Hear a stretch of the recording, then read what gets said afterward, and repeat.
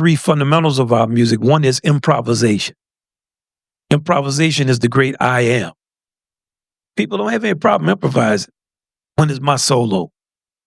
And everybody's ready to make up some music and play and do their thing. The second is swinging. Swinging is the great we. Now you have a problem. Swing means I've got to find the space you're in, and my space has to become our space. That's a big problem. Swing is a matter of balance. And the last is playing of the blues.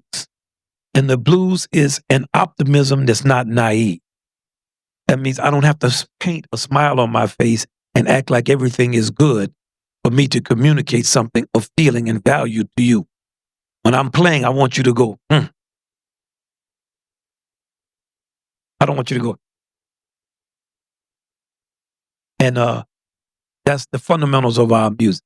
So those are some of the ways in which our music is connected to the American way of life. And of course, I'm not going into the history of the music and the dynamic nature of the music and the great figures we've had and what they represent and the level of reality they've given us throughout this entire time and the integrity they had to have in order to make the music exist in a very commercial environment and the things they had to do to counterstate many of the cliches they were forced to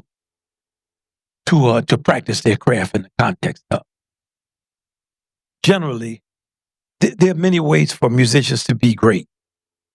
Some people just invent stuff like Berlioz comes up with stuff you come up with that from.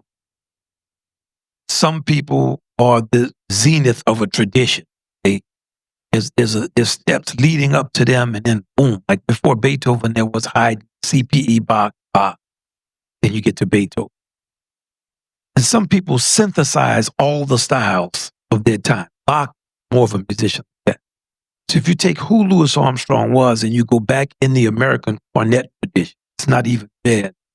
You get a person named Francis Johnson who played fiddle and keyed bugle in the early 1800s. Then you have the Kendall brothers who came after him.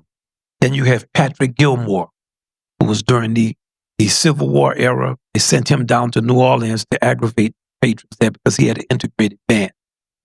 Patrick Gilmore. Then you get into the late 19th century on that soloist that more people know, Herbert Clark, kind of the tradition that produced the books that we study from in my generation. Louis Armstrong synthesized all of those styles. Then when you have the jazz styles, you have people like Buddy Bolden, the inventor of jazz, Buddy Petit, who was sophisticated harmonic. Bunk Johnson had a smoky tone. King Oliver, who followed Buddy Bolden and who was the musician that played with the most dignity and political consciousness, and who was Louis Armstrong. And Louis Armstrong synthesized all of their style. Freddie Keppert, who was a Creole, played more like a ragtime style. When you hear one person Louis Armstrong plays, he's playing all of those people's style at one time. He grew up singing barbershop quartet style, and he always sang internal harmony part. Louis Armstrong grew up singing, first he sang the lead part, top tenor part of the melody. And then when he played, he would play to King Oliver's part, the alto part. The alto part is the second part under the melody. And if you listen to Louis Armstrong's recordings when he was 22 years old with King Oliver, Creole Jazz Band, famous recordings at the Foundation of Jazz, you cannot believe the quality of an alto part of a person making up a part. That alto harmony has such integrity and it's so much. Just as a musician, you don't know what to say about it. You think, this guy is making up this internal part on these complex rags and four-string marches with that degree of accuracy. His hearing was unbelievable. Now, we didn't even talk about what he taught us. First thing he taught us how to do was to leave a part and play with absolute logic of a composer in real time. I mean, piano players like Bach and Beethoven, composers, they had been doing that, but they didn't do it against a ground rhythm in time with other people making up parts. So, and another thing that they did not do when they played was they did not improvise with the sensibility of American freedom. So Louis Armstrong was so confident. Not only was he making up parts, he made up things that were very human. Stuff you think a guy's on a record laughing or he cusses somebody out or the range of human emotion and decisions he could make in the context of his improvisation was not known in European music. You had to be in American music to do that. Then let's talk about the accuracy of Louis Armstrong. One night, when I was maybe 23 or 24, I was recording a classical record with the English Chamber. Good friend of mine. Now was much older.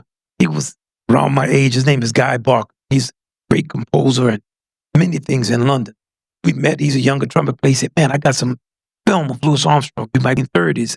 And they're standing around him looking at his trumpet like this, because they thought when they heard him story, he was in Chicago in the early 1920s. Maybe this was like 26, 25 or 26. Louis Armstrong had a gig in the Vendome. It was a theater. And he said Louis Armstrong had become so popular that before Louis Armstrong played his solo, the people would start to stand up. Because they say, here he comes, this is the guy we've been telling. So one performance, Louis Armstrong asked Doc if he could sub for him. So he said, sure, I'll sub for you. He said, so he was subbing for Pops, and before he went to play a solo, that's 3 good stories about Pop.